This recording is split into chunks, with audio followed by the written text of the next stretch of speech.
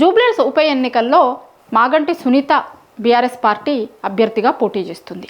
అయితే ఆమె చుట్టూ జరుగుతున్న కొన్ని ఇన్సిడెంట్స్ని చూసినప్పుడు ఇప్పుడు మాగంటి గోపీనాథ్ మదర్ కొన్ని సెలెక్టెడ్ మీడియాలతో మాత్రమే ఎందుకు మాట్లాడుతున్నారు, కావాలనే కొంత సెలెక్టెడ్ మీడియాతోని మాట్లాడుతున్నారా, వాళ్ళు చెప్తున్న దాంట్లో వాళ్ళు మాట్లాడుతున్న దాంట్లో అవి నిజాలైతే అన్ని మీడియాలని పిలిచి మాట్లాడేటోళ్ళు కదా, లేకపోతే ఒక కామన్ ప్రెస్ మీట్ ఏదో పెట్టేటోళ్ళు కదా, అట్లా కాకుండా కొంత సెలెక్టెడ్ మీడియాకి మాత్రమే ఎందుకు మాట్లాడుతున్నారు, ఆ సెలెక్టెడ్ మీడియాలో కూడా సీఎంకి అనుకూలంగా ఉండేలాంటి మీడియా ఛానళ్ళతో మాత్రమే ఎందుకు మాట్లాడుతున్నారు. ఇప్పుడు ఇది చాలామందికి ఎదురవుతున్న ప్రశ్న.